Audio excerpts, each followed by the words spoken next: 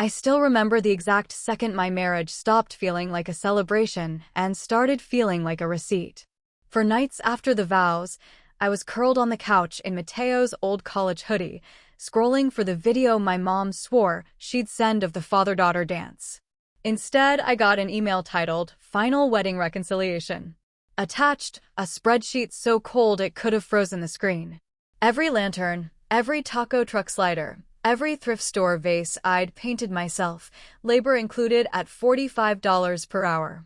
Grand total, $39,800. Payable within 30 days.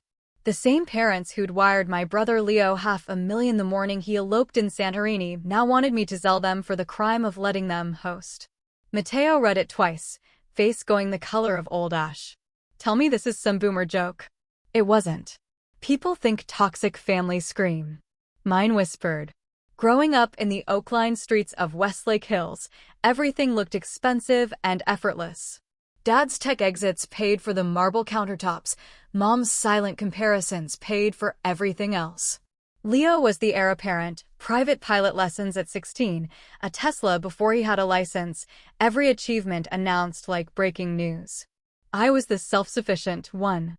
Translation: figure it out or disappear. I learned to disappear well. First job at 14 washing dishes, so I could afford the cleats the school team required.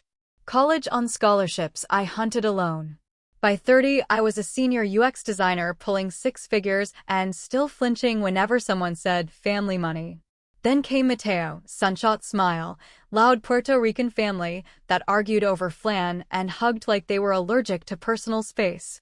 When he proposed under the Bat Bridge at dusk, my parents did something unprecedented.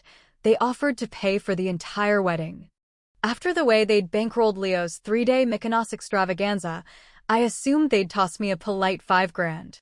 Instead, they FaceTimed vendors themselves, crying, "Whatever our girl wants." I should have heard the trap snap shut, but hope is a hell of a drug. The day was perfect in its imperfection. Food truck tacos, wildflowers I arranged myself, a playlist that made my 90-year-old abuela twerk. Dad's toast actually choked him up. Mom kept touching my veil like she couldn't believe it was real. I floated into the honeymoon suite thinking maybe, finally, I belonged. For nights later the spreadsheet landed. I paid it. Drained the emergency fund I'd sworn was untouchable, worked weekends for 4 months, sent the check with a note that took me 6 drafts and 1 bottle of wine, payment in full. Please remove me from any future inheritance discussions. I'm no longer accepting love with terms and conditions. Radio silence for 72 hours. Then the cavalry arrived, second cousins I hadn't seen since baptism, high school friends of Leo's suddenly experts on my character. Group texts lit up, "Your poor mother. Some gratitude would be nice." Leo never pulled this crap. The kicker email came from Dad's corporate account at 2:14 a.m. It was never about the money. It was a maturity benchmark.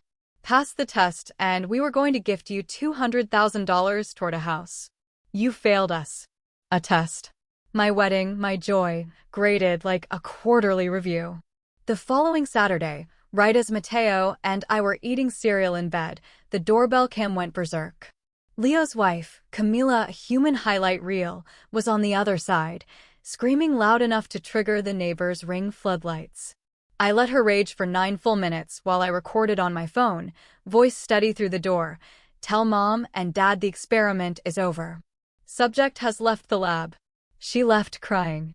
I blocked numbers in batches. Dad asked for coffee 3 weeks later. He looked like a man who'd misplaced his own reflection. He pushed an envelope across the table, my check, uncashed. "We went too far." I slid it back. "You didn't go far enough to keep me. Some doors you don't slam. You lock them from the inside and swallow the key." Mateo's mom now calls me Mija without hesitation. His dad saves me the corner piece of tres leches. That table doesn't keep score. The spreadsheet didn't bankrupt me. Performing gratitude for 30 years almost did.